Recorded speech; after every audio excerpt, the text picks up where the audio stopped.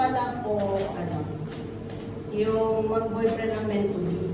Kasi nalaman ko, pati pala organization meant to be. Kasi alam mo kung bakit. Ito yung isang palagi akong nagsiserve sa mga guardians, yung mga medics, gano'n ganyan.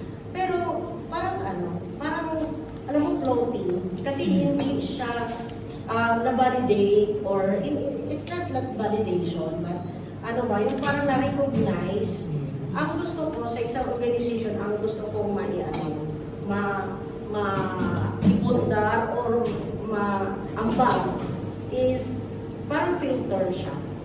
Ito yung mga ginagawa ko. Tapos may filter na siya, dito tayo. Tapos at least sa tamang tao, sa tamang grupo, at talagang napunta doon sa tamang tao ang mga services namin as a nurse. Kasi pagka kahit saan, pala wala akong, nasaan ako. Ito lang, in 20 years, kaya sinabi ko na may meant to be pala sa organization. Kasi in 20 years ngayon, ako ng organization ng COVID. So hopefully, mga kami, mga nasa hospital. So hopefully, makaambag kami ng maganda para sa atin. And personally, dito tayo mag-start sa group natin as what I told before. Right? Okay, salamat po sa pag-uwi.